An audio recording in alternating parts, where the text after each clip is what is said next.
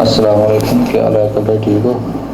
وعلیکم السلام ورحمۃ اللہ وبرکاتہ۔ جو فرض نماز سے پہلے سنتے ہیں، جیسے فجر کی نماز 2 رکعت پہلے سنتے ہیں، فجر کی پھر اس کے بعد ظہر سے 4 رکعت پہلے سنتے ہیں، اگر یہ رہ جائیں تو ظہر کی فرض نماز کے بعد پڑھ سکتے ہیں، یا فجر کی فرض نماز کے بعد یہ سنتے پڑھ سکتے ہیں؟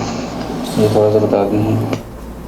نحمدہ و نصلی علی رسولہ الکریم، اما بعد۔ آپ دیکھ رہے ہیں نور ٹی وی جدہ اور میں ہوں محمد عاقل۔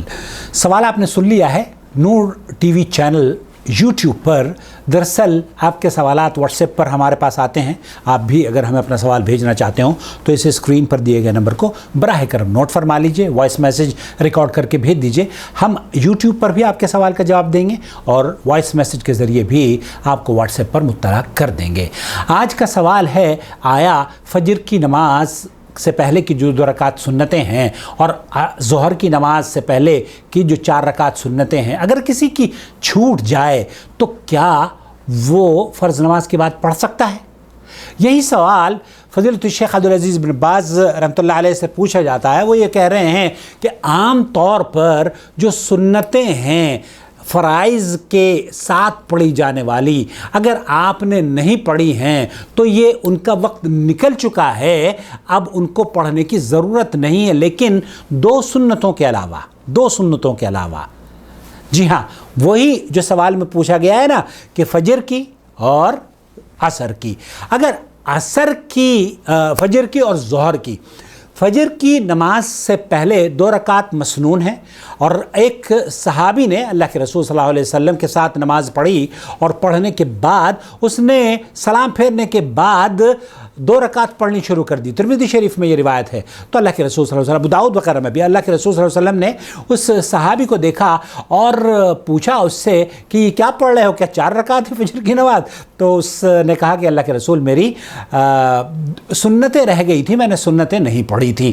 تو اللہ کے رسول صلی اللہ علیہ وسلم کی خاموشی اس بات پر دلیل ہے کہ اس کے عمل کو آپ نے قبول کر لیا۔ اسی طریقے سے جب آپ علیہ السلام صحابہ کے ساتھ سفر پر تھے اور آپ کی فجر کی نماز نکل گئی تھی، تو آپ علیہ السلام نے فجر کی نماز جب صبح طلوع ہونے کے بعد، سورج طلوع ہونے کے بعد پڑھی، تو صحابہ نے اور آپ علیہ السلام نے فجر کی نماز سے پہلے سنتیں بھی پڑھی تھیں۔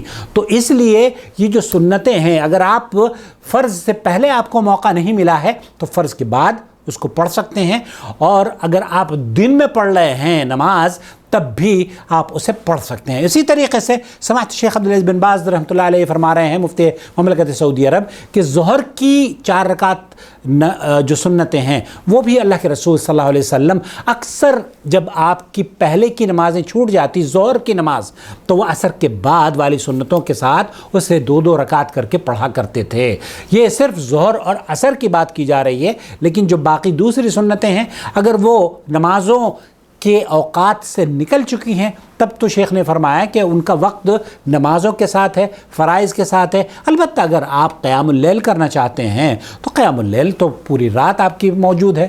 اللہ رب العالمین سے دعا ہے کہ اللہ تعالیٰ ان چھوٹی چھوٹی آڈیوز اور ویڈیوز کو ہمارے لیے ذخیرہ آخرت بنا دے، ہمارے اس دنیا سے رخصت ہونے کے باوجود بھی اس چینل کی نشریات کو لوگوں تک پہنچاتا رہے اور لوگوں کی اصلاح کرنے کا سبب بنا دے، نمازیں درست ہوتی رہیں۔ اللہ رب العالمین میرے اور آپ کے موازین حسنات میں اسے درج فرما لے۔ کیونکہ آپ کی سپورٹ سے یہ چینل چلتا ہے، اور آپ کی سپورٹ سے گھروں کے اندر خوشیاں بحال ہو رہی ہیں، عقیدت درست ہو رہے ہیں، اور الحمدللہ اللہ رب العالمین نے بہت نوازا ہے اس چینل کی وجہ سے۔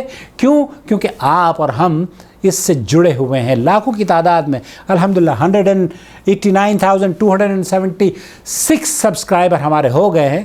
اللہ رب العالمین اللہم زد فزید، اللہ تعالیٰ اس میں مزید اضافہ فرمائیں۔ پلیز اور ممبرشپس بنانے کے لیے ہماری پلیز سپورٹ کریں تاکہ اس چینل کے سبسکرائبر بڑھیں، اور ہر ویڈیو کو ضرور دیکھا کریں اور دوسروں کے ساتھ شیئر بھی کریں اور کمنٹس بھی کریں، لائک بھی کیا کریں، لائک ضرور کیا کریں۔